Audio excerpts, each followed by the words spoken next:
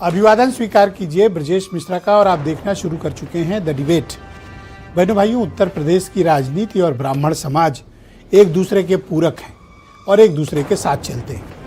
उत्तर प्रदेश में ब्राह्मण समाज बहुत ही डोमिनेटिंग पोजीशन में पहले रहा है, अब उसके प्रभाव में कमी आई है। उसको लेकर अब तरह तरह की चर्चाएं शुरू हो गई। आज मैंने ये डिबेट इसलिए आयोजित की है क्योंकि समाजवादी पार्टी जो पीडीए की राजनीति करती है, यानी पिछड़ा दलित अल्पसंख्यकों की, आज उन्होंने ब्राह्मण समाज के लोगों की बैठक बुलाई थी और आने वाली 4 अगस्त को जनेश्वर मिश्रा जी की जयंती पर एक बहुत बड़ा ब्राह्मणों का जुटान होने जा रहा है समाजवादी पार्टी में। क्या बीजेपी का दामन छोड़कर ब्राह्मण समाज सपा को अपनाएगा? आज चर्चा इसी विषय की। बहन भाई, उत्तर प्रदेश में तकरीबन 14% ब्राह्मण समाज के वोट हैं। इसमें सभी आते हैं, ब्राह्मण, त्यागी, भूमिहार, ये सब मिलाकर उत्तर प्रदेश में 14-15% के आसपास आकलन है कि ऐसा है। कम भी हो सकते हैं, ज़्यादा भी हो सकते हैं।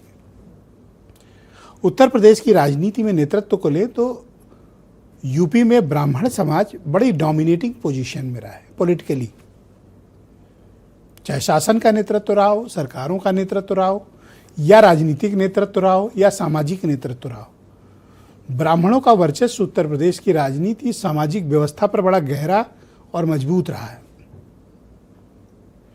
फिर 90 के बाद का दौर आया,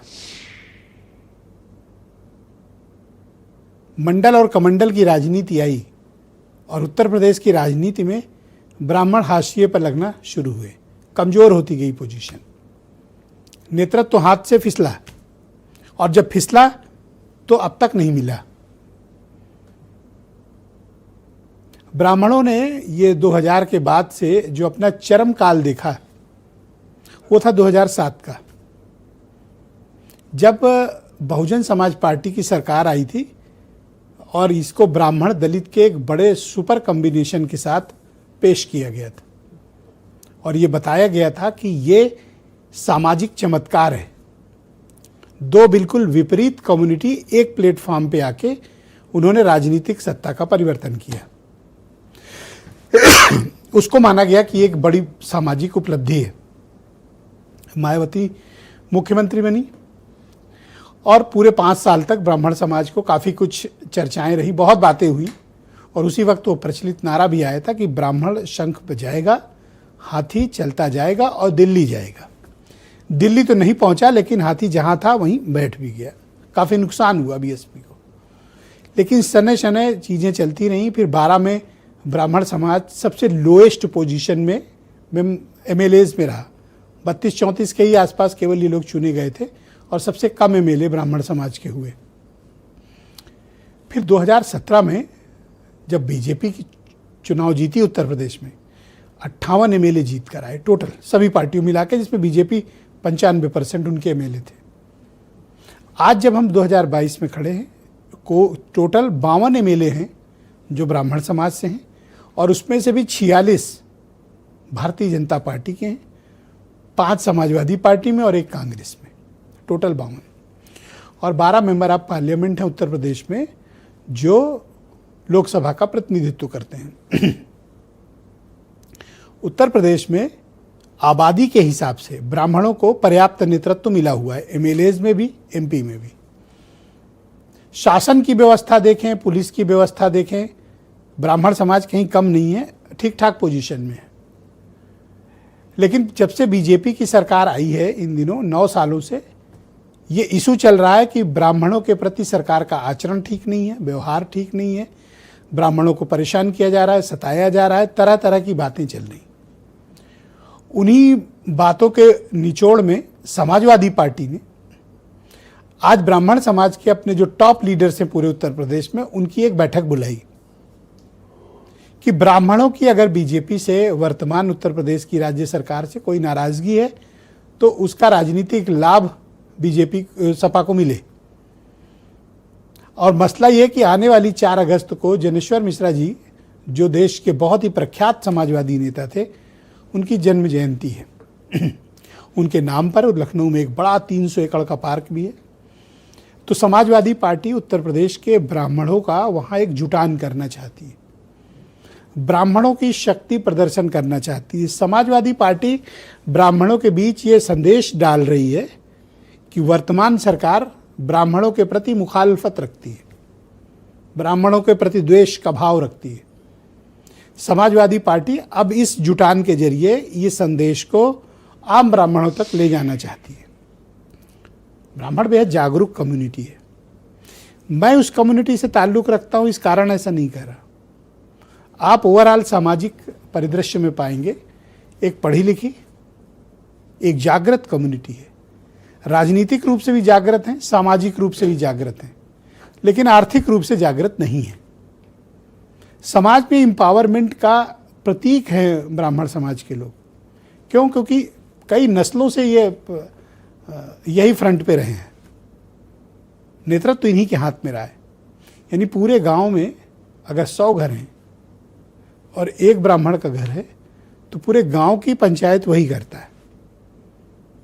चौराहों पे या दूसरी जगहों पर जो डिबेट्स होती हैं, बातें होती हैं, उनको उनकी शुरुआत और भूमिका कौन बनाता है? ब्राह्मण बनाता है। किसी भी चर्चा का आगाज करता है, वो इस बात की धारणा बनाता है कि अच्छा है, अच्छा है, अच्छा है, अच्छा है, ताकि सब लोग कहें अच्छा है।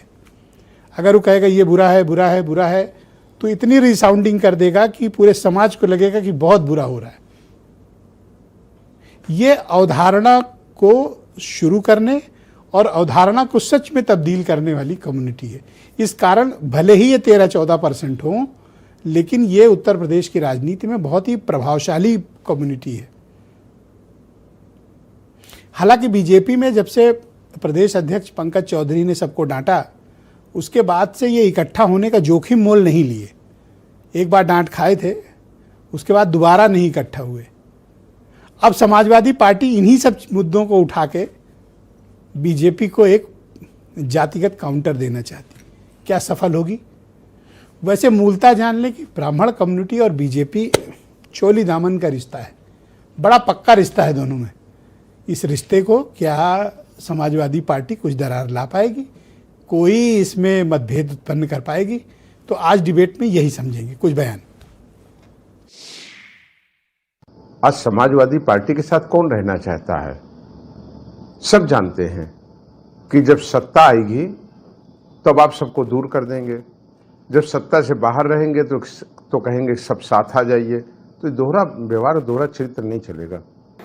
हम लोगों ने आग्रह किया सबको साथ लेके समाजवादी पार्टी को आप लोग आगे बढ़ाइए और आप एक ताकत हो, आप मन बना लो, क्योंकि आपके साथ है न्याय भी बहुत हो। आपने देखा इतना ब्राह्मण समुदाय आया जो भाजपा को जिताता आवाज खड़ा है समाजवादी पार्टी को जिताने के लिए, क्योंकि यहाँ भाजपा का राज नहीं है, यहाँ डिक्टेटरशिप है।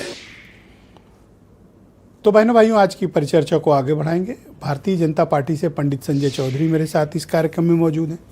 सुरेंद्र राजपूत कांग्रेस कमेटी के प्रवक्ता हैं। अनिल दुबे राष्ट्रीय लोकदल के नेशनल जनरल सेक्रेटरी हैं। संतोष पांडे उत्तर प्रदेश में समाजवादी पार्टी के सीनियर लीडर और फार्मर एमएलए हमारे साथ इस कार्यक्रम में मौजूद हैं। मनोज राजन त्रिपाठी उत्तर प्रदेश के बहुत ही चर्चित वायरल जर्नलिस्ट हैं, हमारे साथ मौजूद हैं। और सुनील शुक्ला जी मेरे साथ मौजूद हैं, बहुत ही जाने माने पत्रकार। तो बहुत शुक्रिया। आज इसमें अधिकांश सभी लोग तकरीबन एक ही कम्युनिटी से हैं। बस हमारे सुरेंद्र भाई थोड़ा असहज महसूस कर रहे हैं, तो मैं इनको आश्वस्त करता हूं कि असहजता की कोई ज़रूरत नहीं, मैं आपके साथ हूं। तो बहुत शुक्रिया आप सबका इस परिचर्चा में मेरे साथ शिरकत करने के लिए। तो संतोष पांडे जी,